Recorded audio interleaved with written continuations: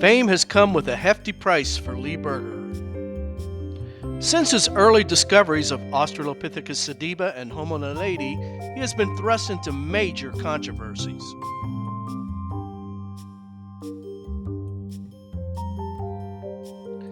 When he first announced Homo naledi in 2015, he was accused of comparing Africans to baboons. Hujambo, uhaligani, na farahi sana kukuona. TrueAfrica.com, 2013. Bishop Zifosile Siwa, quote, "It was an insult to say we were related to baboons," end quote. Continuing, the Homo naledi find is a bogus and misguided plot aimed at portraying Africans as being subhuman. Swelansima Bami stated, quote, "I am not no grandchild of an ape or monkey," end quote. Lee Berger's biggest controversy came when he announced in June of 2023 evidence of Homo naledi cave burials, fire, and even engraving on cave walls. Months later, he starred in a Netflix series, Cave of Bones, which further inflamed his critics. The very latest controversy, astronaut and billionaire Timothy Nash took a Homo naledi bone for a ride into space per Berger's request. Paleoanthropology world was furious. Now, Professor Berger and 3 of his predecessors in South Africa paleoanthropology are being attacked as racist by leftist anthropologists. Africa's great explorers of human origins. South Africa and East Africa are arguably the 2 most important sites for paleoanthropology.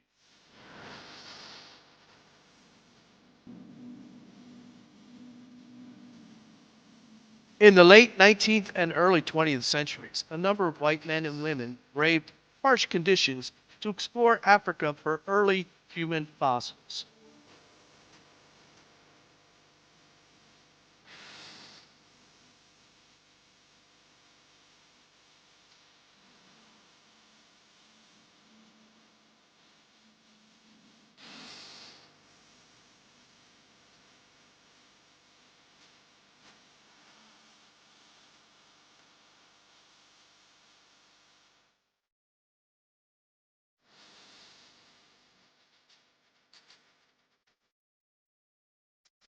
Raymond Dart was among the first of these pioneers. From SouthAfricaHistory.org, Dart moved to South Africa in 1922 and later made enormous contributions globally to the fields of physical anthropology and paleoanthropology. Continuing, Raymond Dart had discovered the Tong child. It required 73 days of grueling chipping and digging. He named it Australopithecus africanus.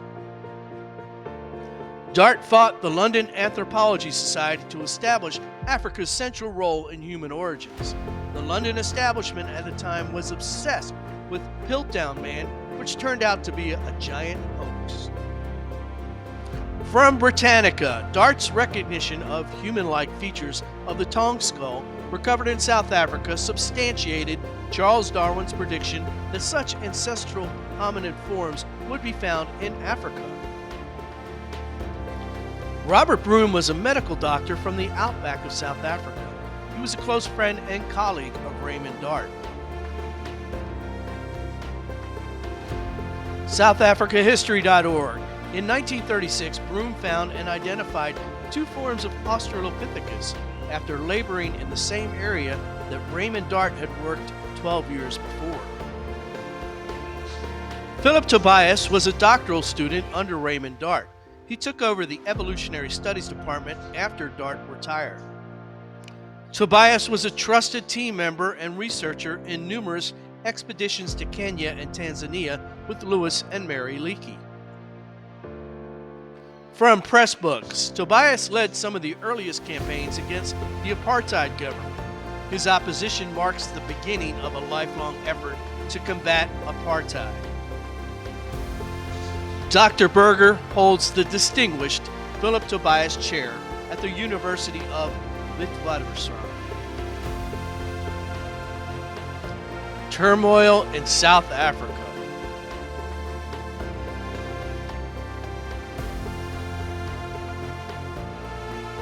In recent months, the country has descended into chaos. Rolling blackouts and electricity outage for 12 hours a day is the norm in Johannesburg. The country is suffering from massive inflation and rising fuel costs. South Africa universities are experiencing severe budget cuts.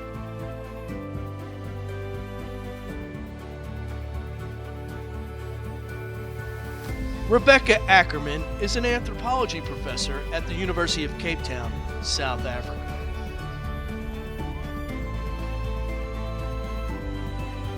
Professor Ackermann recently penned a hit piece on Professor Berger and the program at Wits. Her attacks on Berger were racially charged.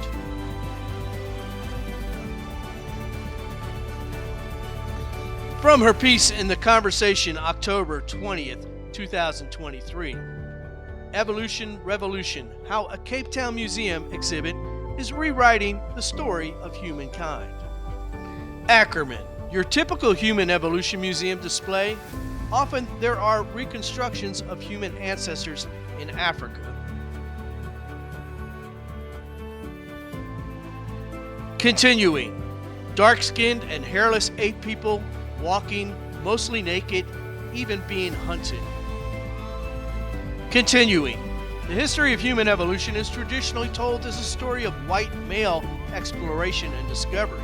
South Africans learn in school about Raymond Dart, Robert Broom, Phillip Tobias, Lee Berger, and other white men.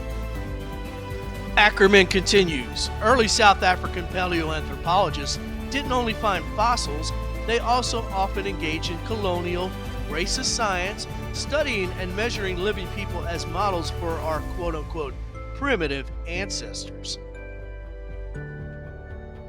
One of Professor Ackerman's students agrees with her that white men have too much of an influence on paleoanthropology.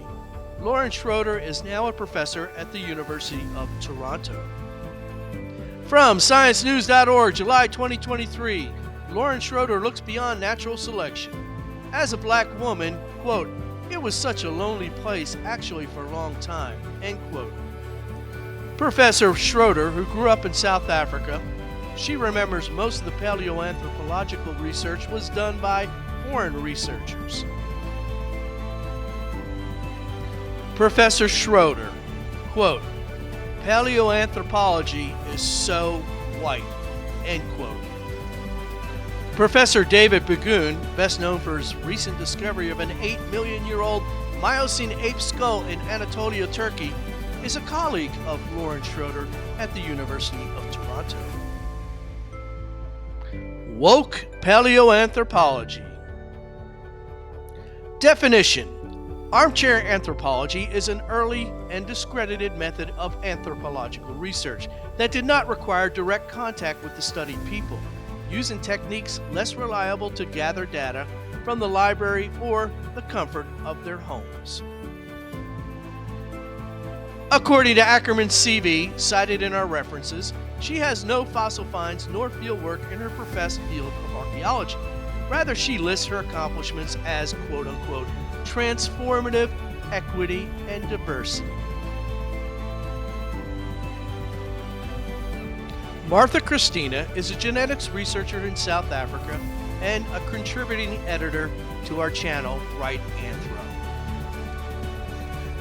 Christina, it seems almost as if Rebecca Ackerman is in denial of the physical physiology part of humans, of the biosystem, and its influence on a person. Continuing, in physical anthropology, you sometimes have to be more objective and very clinical in order to get a clear reading.